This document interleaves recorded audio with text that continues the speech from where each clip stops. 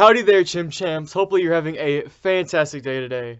And today we'll be going over my favorite manga covers. And without further ado, let's get started.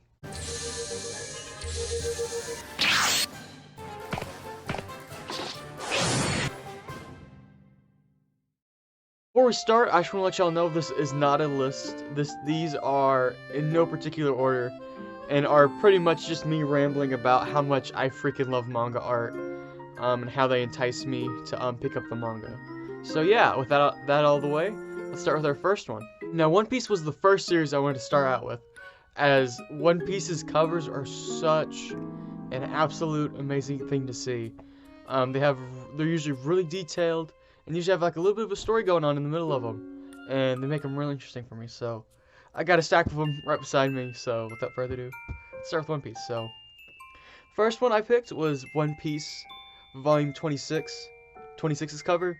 I really love the whole vibe it has. It's very high energy, like vacation style, and that's really nice to me. I really like how Luffy's jumping with like his hand.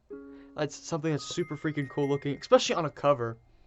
In each one of the Straw Hats, you can really see how their personalities are on this cover. Like you see Sanji running over to Nami, you see Usopp being a little bit of a goofball, Chopper being cute and drinking his sody.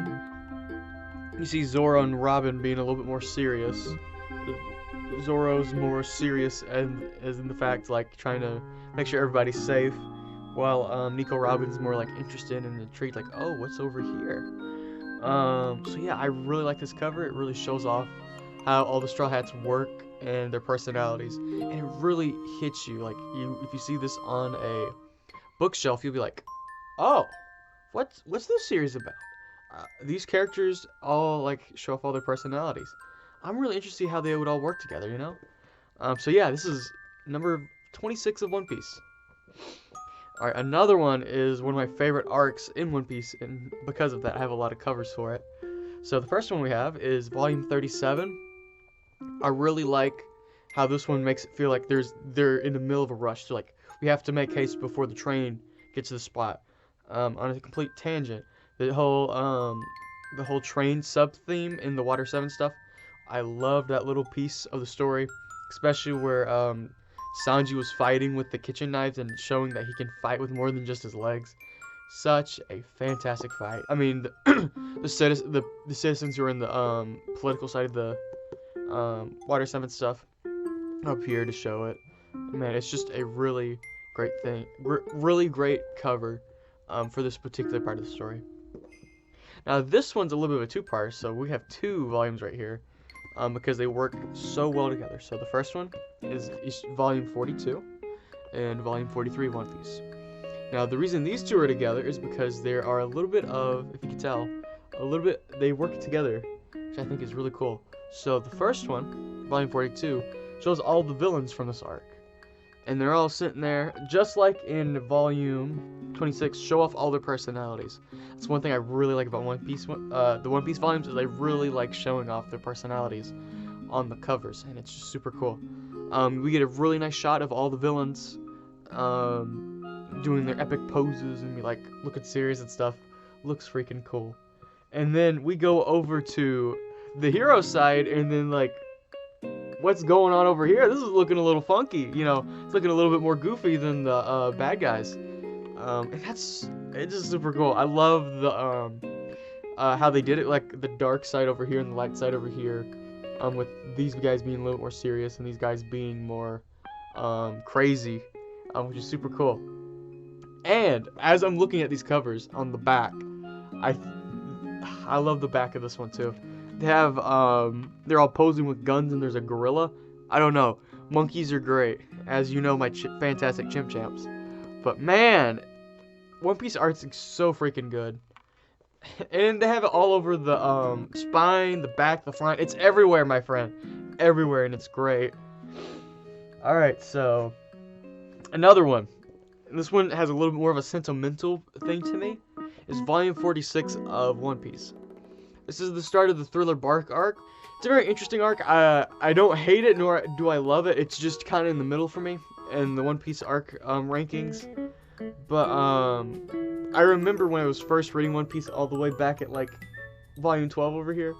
I was looking on Amazon at One Piece volumes, and I was like, man, volume 46.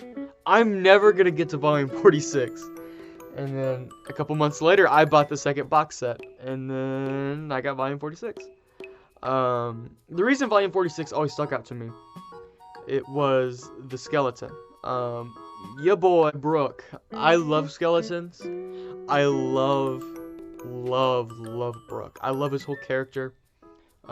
He really speaks to me on a personal level, because I see a lot of myself in Brook. I really love his whole character, his amazing bone puns, and you cannot tell me otherwise. I love his bone puns, I love his character, his backstory is tragic, and this is the first volume that he's on, and he's taking front and center stage. And man, as you can see in the back, it's like very spooky and scary, cartoony scary, you know. And Brook's just like, yo, right there in the middle. And all the Straw Hats are all terrified except for Luffy, because Luffy's not scared. He thinks this is freaking cool, and everyone else is just scared. It is such a fun cover. Absolutely love it, and it's great to see the first volume to have Brook on it. Now this one I don't have the full cover to, but I absolutely love volume 53's cover for Amazon Lily, where we get to meet Boa Hancock. I don't have the full cover, sadly, due to this 3-in-1, but the full one is such a gorgeous masterpiece. 4 volumes of One Piece. It is great. Sadly, I can't go into much detail because all I have is this little part. But, yeah. If you haven't looked at volume 53 cover yet, look at it. It's gorgeous.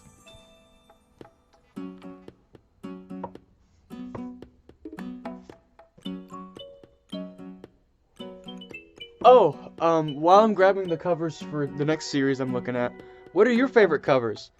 I think everybody has their own like special taste in manga, and part of that is the covers. In my opinion, your favorite covers oftentimes show a little bit of who you are, and that's something that's really interesting to me. So yeah, I'm gonna go continue finishing grabbing these real quick. Alright, so on this next series for Tokyo Ghoul, I wanted to limit it to only 5. Because if it was up to me, the whole freaking shelf would be down here. Because Tokyo Ghoul, the author, Sui Ishida, I apologize if that's incorrect. But her, or his, I think it's a her though, her artwork is absolutely gorgeous. From Tokyo Ghoul and Tokyo Ghoul. And the covers just show off so much with so little, most of the time just showing the characters. But man, they're just freaking gorgeous. So I'm gonna start with the first volume right here, is Tokyo Ghoul Volume 1. Just a very simple cover of the main character reading a notebook, I believe. A notebook or a book. He's reading something. And it's just like I said, I really love her artwork. And it's so freaking gorgeous. The painter's aesthetic with the colors, and the whole series in general is just such a gorgeous thing in my opinion. And it really helps the covers pop out compared to your more normal stuff that you normally see. So yeah, Volume 1. The next one we have is Volume 3. This one's a little bit more complex than the other ones, but man, is it such a great cover in my opinion. It's a very like, whoa, what's going on over here, you know? They got their finger in their mouth, and like their Kaguin is it Kaguin? Is that how you say it? Kaguin? I don't know. But I'm gonna say Kaguin. Their Kaguin's like showing off like, and it's like, oh shoot, it's about to get serious. And man, fantastic cover. I really like the color of white and red. They make a fantastic contrast to the whole thing. You see a little bit of a bloody handprint. It's like, oh shoot, stuff's about to get serious. Love this cover. Alright, the next one is Volume 5. Volume 5, one second, is actually on the back of the box set.